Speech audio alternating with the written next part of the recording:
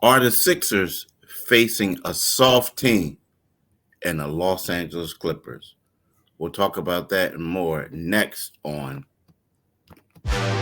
You are Locked On 76ers, your daily Philadelphia 76ers podcast. Part of the Locked On Podcast Network, your team every day.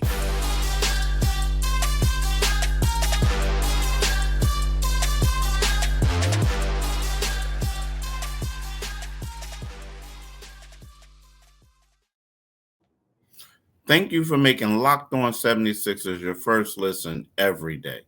We are free and available wherever you get your podcasts and on YouTube.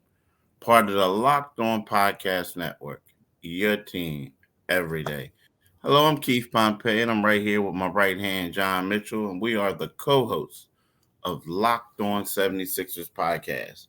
Today, we're going to talk about tonight's game against the Clippers. The Sixers are going to try to beat them twice in the span of 3 games, right? And what's that? Like three is actually 4 days, twice in 4 days. And then on top of that, so we're going to talk about that. We got to break down Maxey in the second segment about his game. Now, Maxey's getting a lot of points, but right now is Tyrese Maxey making his teammates a little bit better, right? And then after that, what we got to talk about is the 76er schedule. Right now, at this particular time, they have the third easiest remaining schedule in the NBA. And how is that going to benefit them? So we'll talk about those things right there. But Mitch, the Clippers, that was the team that we kind of thought like was going to hammer the Sixers, right? We did. Yep. And after the fact, after the game, you realize, you look at the stats and like, whoa. At that particular time, in their last 9 games against teams with winning records, they were 1-for-9. So now they're 1-for-8. Now they're 1-for-9 because they lost the next night to the Indiana Pacers. And Ty Lue was asked about his team's identity, and because James Harden said we got to try to find our identity. And the coach, Ty Lue, says, oh, we got one. We're soft. Yeah. We're physically and we're mentally soft. So, it's one of those things where, he's trying to rev his squad up. He's trying to do everything. But, man, do you think this is a soft team? Man, you would think with the personnel, with Paul George and with Kawhi, that's a bedrock to be hard. I don't know what's going on with that team. Watching that game on Sunday, they looked like they had no identity, man. They Sixers came out, that was a game they rested Kyle Lowry. Although, Kyle's play against Sacramento, like he was resting again, but that's a whole different story. And the Sixers handled them. The Sixers played a very complete game out there. Blitzed them in the fourth quarter. That was all she wrote. And like you and I were talking offline, you get at least 10, 11, 12 team coaches in the NBA will drop that soft label on their squad. You don't like to hear it used, but in this case you do, because let them come into, we hope they do show up soft as Charmin, the Charmin Clippers, the Los Angeles Charmin, and so because the Sixers need to get one, you know how it is. You play that last game on the road, and then you get out on a red eye flight on the West Coast, and you come back and you kind of still, your mind and body are still out on the West Coast. This could, the Sixers need to start early, because that team, I think that team is going to come in here. When you insult elite players, and they do have elite players, when you insult those guys with salt, they usually stand up. So but we'll see how they fare. They didn't show up the next night, and now they gotta, they'll be here in Philly. So we'll see how they come out. It's one of Sixers could steal. It's definitely one they can steal. I mean, because like they they're right. They don't really have an identity just yet. They had one at one particular time. I feel like they lost it. And I get it. Ty Lue going to say the soft thing. He's going to say whatever he can to get his team motivated to have them try to play hard, right? Mm-hmm. I mean, that's the focus. My thing is, in order for them to win this game, Tobias Harris is going to have to play the way he did against them the last time. Like, as Yeah. much as Maxey was dominant and doing everything, and it was it was Tobias who was the one who set the tempo. So I feel Mm-hmm. like Tobias has to play now. Another thing is Kelly Oubre Jr. is listed as questionable.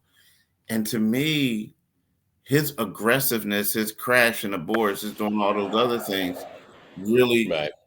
really benefit the Sixers. So it's Yeah. like not knowing that he's going to play, I feel like it's going to be tough for him. But, again, they woke up the sleeping bear, so to speak. Mm-hmm. They beat them, and then they came back and won another one. So the Clippers are motivated. But at the same time, I don't know how impressed I am with the Clippers. I feel like they have a bunch of this season. They look like a bunch of overachievers, or no, underachievers. Underachievers. Right. Right. And one of those guys that they keep talking to, it makes you wonder. You keep hearing Paul George might be the odd man out in Clipper land next year. You hear his name tossed around as a possible guy here in Philly. So and I've heard some people who going kind of cold on Paul George. I like him because he still plays defense, even though he's starting to get a little long in the tooth. But as they come in here for the Sixers and fans of this team, you hope they do show up and that they continue to be in the doldrums. Because man, it was 2 weeks ago. People were saying that they look like a lock for the Western Conference Finals, and you're Yeah, not hearing that. Yeah, you're not hearing that anymore. They slipped in the standings. And full disclosure, Kawhi is one of my favorite players. I love his game. But he hasn't exactly, maybe he didn't get enough, rest nights and nights off during the regular season. Maybe it's all catching up to him, And let's be quite honest, James Harden is like, he's that. Remember those cartoons where the guy used to turn the light on and the cat would jump up on the ceiling and be hanging upside down. That's James, man. When it's time to knuckle up, James doesn't knuckle up. He I don't know. because I was like, yo, where are you going with this one? And then He does. So hopefully he comes to Philly, and the fans gonna be abusive of him. He's gonna come here, and I don't think he necessarily deserves it. He wanted to sell his wine in China and get out to L.A. and maybe get a vineyard out there or something. But I mean, he's. Yeah, this is again. I'm going full circle. This is one the Sixers can get, but like you said, Tobias needs to show up. He has to stop being questionable when he's out there. He has to be authoritative. And then he needs to show up tomorrow. Maxey needs to show up tomorrow. Kyle Lowry needs to show up tomorrow. It would be great if Kelly Oubre, because I've been impressed with his plan. He has been that aggressive guy for them. So. It's a huge game for them, man. As Thanos said, they're in the end game now of the 2024 season. This is the end game, and whatever they have, if they're going to resuscitate this season and survive, and they play admirably considering all they've lost. I think they've been coached well. I think they fought on most nights, but this is one you need to get, man. It's midweek. You need to deliver the East. They need to deliver the Easter eggs early to the city of Philadelphia and get this one. Yeah. I mean, it would be a great one to get. It really will. It would be a great one to get if they can do it. It's just, I just look for, Tobias. I think Tobias is key. He just has to step up like he did the last one. Now, when we look at the Clippers, their defense is atrocious. So, with that said, it should be, Tobias is going to be able to get the shots that he wants. And, same with some of their other role players. But, I just feel like, they got to really step up and show something because they need a sense of urgency right about now. They do, and I have a feeling I think they're going to come with it. I do, you pick these games better than I do. You have the finger on the pulse better than I do, and I defer to you. But I think the 76ers are going to show up for this one. I think And I think Max is going to show up in particular. But right now, let's talk about the great eBay Motors. Passion, drive, and patience. What brings home the winning trophy is also what keeps your ride or die alive. Excuse me. eBay Motors has everything you need to maintain your vehicle and level it up to peak performance. From superchargers, roof racks, exhaust kits, LED headlights, and more. Whether you're into speed, power, or style, eBay Motors has got you covered. With over 122 million parts for your number one ride or die, you'll always find exactly what you're looking for. And with eBay Guaranteed Fit, your part is guaranteed to fit your ride every time or your hard earned money back. Because with eBay Motors, you're burning rubber, not cash. With all the parts you need at the prices you want, it's easy to turn your car into the MVP and bring home that win. Keep your ride or die alive at ebaymotors.com. Eligible items only, exclusions apply. Stay with me, Keith. Stay with me, brother. Yeah, I will. You know, Are you watching Fox Sports or ESPN on your TV all day? Have to turn down the volume with all that shouting? Make the switch to Locked On Sports today, a free 24/7 sports streaming channel program for you every day to bring you the biggest stories without all the screaming. Locked On Sports Today brings you can't miss analysis, opinions, and news, streaming 24/7 on YouTube or the free Amazon Fire TV channels app, part of the Locked On Podcast Network. Your team every day. yeah, every day. Do it today, folks. Definitely do it today. But Mitch, here's the deal though. When we look at Tyrese Maxey, Tyrese has been scoring a lot of points, and we both watched the last game, and there's certain people who are critical of him, and they're sending me on Twitter saying, "Look, they got to get rid of him." I'm like, wow, that was cool. You got that? Yeah, I got one of those because guess what the guy said? He said he can score a lot of points, but he doesn't make his teammates better, right? And to me, I can see where people come up with that argument from the outside looking in. From the outside looking in. No, from the outside looking in. Because what they do is all they do is see the low number of assists. They see trying to go and will the game by himself. But the one thing they don't remember is if you think about it, early in that game, the first play of the game, on the Sixers' first possession that they had was for Tobias Harris, and he bricked it, right? Then it was like Tobias was 0 for 5 in the first quarter. So it gets to a point you don't have a Kelly Oubre. Tobias Harris is struggling mightily shooting the ball. What are you going to do? Like you got to score. You're trying to keep the team in there. But so what I said, that's why I said from the outside looking in, because those are people that's like they're not paying attention to all that. They're just looking at the assist numbers and seeing guys wide open and him just driving the lane and throwing up, a 50-50 ball sometimes. You know what I mean? So, I mean, although it's a high percentage when they leave his hands, but, it's still those questionable, like, no. Oh, yes. So what is your thoughts about all this? I think that it's a hard audience, man. I think whoever it was suggesting to you that they move on from Tyrese Maxey is crazy, and I guess he'll be highly upset when he gets that massive contract over the summer. But I hope for his sake he's not going out and telling everybody that Tyrese Maxey sucks. People are gonna look at him cockeyed. With Tyrese, it seems like on one possession, we want him to come down and be Allen Iverson. And on the next possession, you want him to come down and be Mo Cheeks. And that's not what you have in either case. You have a guy who is a scorer, who is streaky. He's one of these guys. I'm seeing more from him.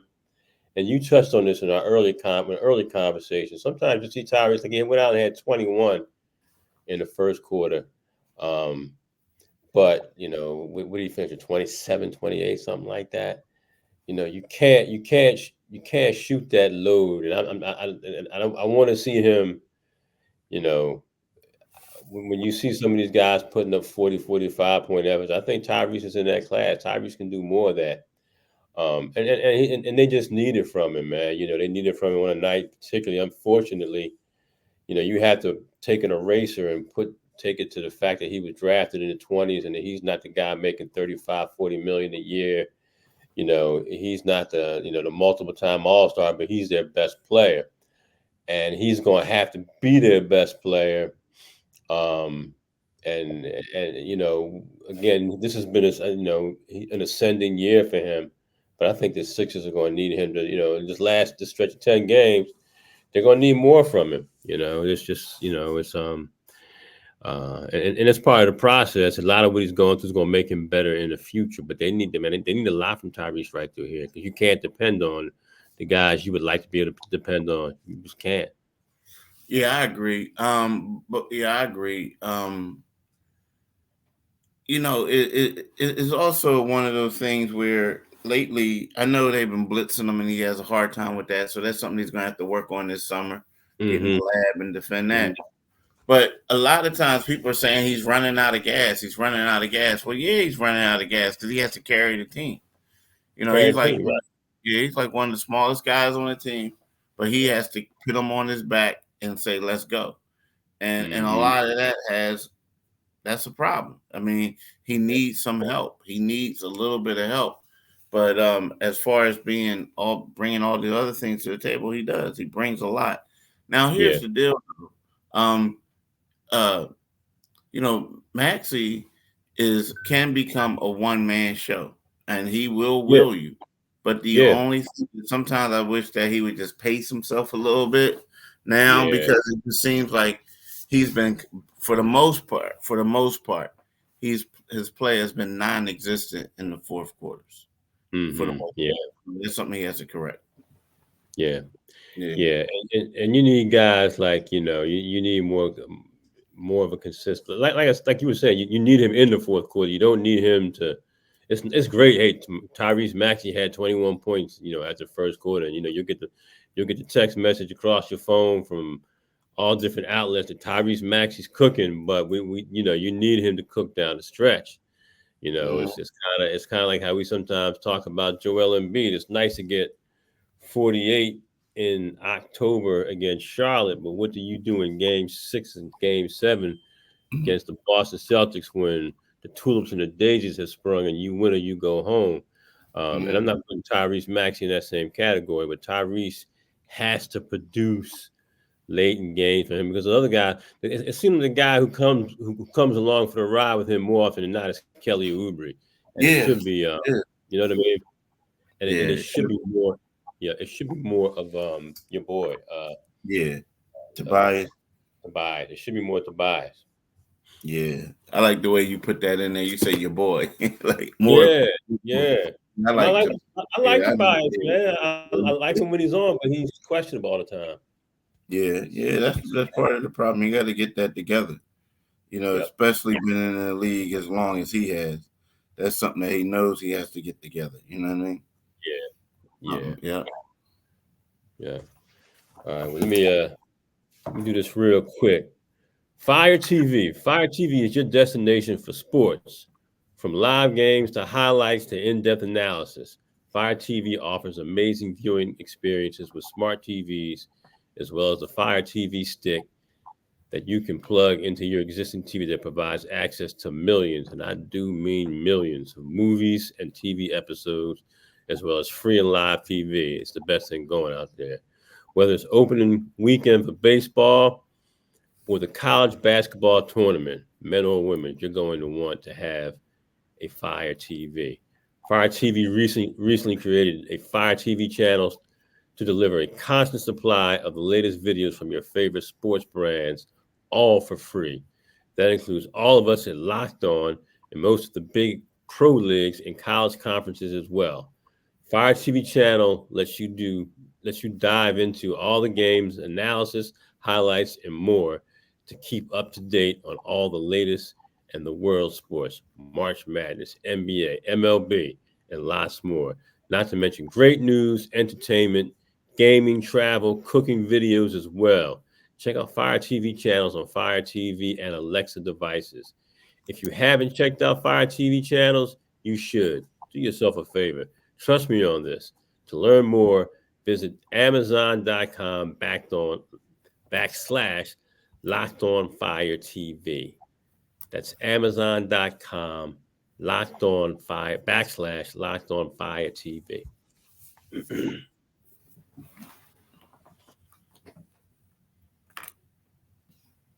So here's the thing, man. The thing is, when we talk about the Sixers, and we laughed and joked, and everybody thought that this stretch was going to be tough, and they went 1-3 on the road trip. Now they do have Cleveland and they have Toronto. I mean, they should boat race Toronto. They should. You never know, but they'll be the favorite. Cleveland, I think Cleveland may finally get them, right? But aside from all that, when you look at it, the remaining 10 games, the 76ers have the third easiest schedule in the NBA. Number one is the Detroit Pistons.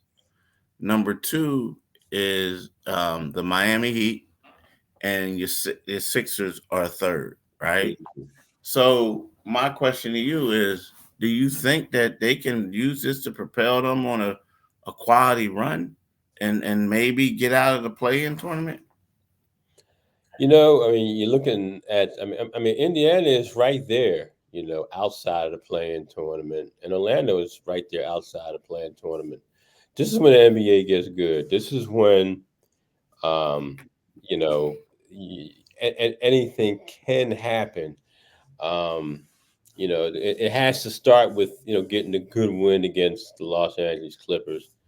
Because Cleveland will be tough. I know Cleveland will be ready for the 76ers when they come against them. But man, they got some cupcakes, man. There's Cupcake City at the end of the schedule. With some of the teams that are on there. So if I'm not mistaken, I think they do have another game against Miami. If I'm not mistaken. Yeah, they do. Yeah, they play Miami next. I want to say next Thursday. Next Thursday. Yeah, you know what? And it's going to be interesting, man, because we keep hearing, this is the time we keep, perhaps they'll have Joel back, and if he's going to play, and I'm not rushing him, because if he's not ready, he ain't ready. I don't want to see him. If he's not ready, I don't want to see him this year. But if he can't get out there this year, he becomes an incredible X factor right through here. And it'll make things easy for a lot of guys. I don't know how much. I know he's got to be building his win up. I don't know how much running he's doing. And as far as contact, where he's going to be, but yeah, it's possible. It could be a nice little story. I don't. My gut tells me that they won't get outside of the play-in tournament, even with the schedule being as easy as it is. The next week is extremely important. The next week is extremely important, because if they handle their business in this next week, get some of the tougher teams left, and when you get to those Brooklyns and those teams, that are actually coming to the Wells Fargo Center, some of them bad teams, they can make some hay. Yeah, you're right. The thing is, I think that I would not be surprised if Joel returned next Tuesday against Oklahoma City Thunder. And that's just my hunch, right? Mm-hmm. That will give them 7 games. Like, he'll play that game. He'll go on that road trip, and then he'll play the final 3 games of the season, right? Because I think that Miami game is huge. Now, who knows? Maybe he may come back against Toronto. Right. Maybe he may come back then. I mean, who knows? And that way they'll give him the Miami game will be a 3rd game that he plays, right? But I don't know, man. The whole crazy thing about this is you look at Miami and you look at these other teams, and they lose just as much as the Sixers do. They I mean, do. they get in bad losses too. So Yeah. crazy. The whole thing is crazy. But I mean, we'll see what they can do. But it's like if Embiid comes back, it's not out of it. You know what I mean? Right. Right. I mean, there's intrigue, Keith. And of course that's what the NBA likes. There's intrigue. If you bring Joel back, does he march the 76ers into the playoff and maybe they even have a better run than anticipated? But again, let's not put. I don't want to put that cart before the horse. I want to see how they look in this next week, and it'd be nice to see him come back against Oklahoma City because he gets thrown right into the fire. He's one of the Western Conference's better teams, and the teams, if I'm not mistaken, they went on the road and beat in Oklahoma City earlier in the season. Yeah, it'd be nice. It would be nice to see him come back for that game and to ramp up as much as he can ramp up for the stretch run. Yeah. You're right. I mean, that's the thing. We'll see it, but also we got to see how Buddy Hill fits with him because I'll be honest with you, I haven't been impressed with Buddy at all. I mean, the first couple of games I were, but I haven't been. Yeah, yeah. And then maybe Joel will open things up for Tobias a little bit more. You would think take pressure off of him, but I just got to see it. Mo Bamba or Mo Bamba will go back to being a third string because then you'll see B-Ball Paul come off to give the energy. Right. So there's a lot that I want to see. Hey, I want to see how Kyle Lowry finds them all the time. You know what I mean? Yeah. Because my feeling is he's going to come back early on and play more of a high post facilitator. That's just my guess. I think you're going to see a lot of that. I think that's a smart thing to do. You don't want to just be, with a torn meniscus. You don't want to just plunge into the water head first. You gotta, you gotta test the waters. It is gonna be because I'm like you about Buddy Hill, man. When Buddy Hill came, he had us raving about his ability to, he can actually create. You can throw in the ball and he can do more than stand out there and shoot three. But man, lately it hasn't been that way. And I do think, Joel, he fakes that penetration and double team comes and he can kick it out to Buddy Hill. Buddy Hill's going to have some room to operate, so we'll see. We'll see. Yep. We'll see. It'll be good. Huh? I'm curious, man, just from the standpoint of, I mean, for me, mentally, I'm already moved into the postseason, into the off season, and what they're going to do, who they're going to bring back, if they, because they only have 2 dudes on the contract. Yeah. If that, and then like his contract becomes non-guaranteed if they don't make the second round. Talking about Paul Reed, so it'll only be really one guy. Yeah. So it's crazy. Yeah. I like the way he's played this year. Yeah, he's played extremely well. He really has. He's played extremely well. So, you know what, y'all? I want to talk to y'all about Locked On has launched its first ever national sports 24/7 streaming channel on YouTube. And now it's also available on Amazon Fire TV and the free Fire TV channel app. Locked On Sports Today is here for you 24/7, covering the top sports stories of the day with the local experts of Locked On Plus, our national shows covering every league. Find Locked On Sports Today, now available on the free Fire TV channel app, right? And I want to thank y'all for making Locked On 76ers your first listen today and every day. We want to let you know we are free and available wherever you get your podcast and on YouTube, part of the Locked On Podcast Network, your team every day. And for my man Mitch and me, we want to make sure that y'all have a blessed day. And thanks for listening. And peace. Peace, y'all. Go handle Charmin Harden.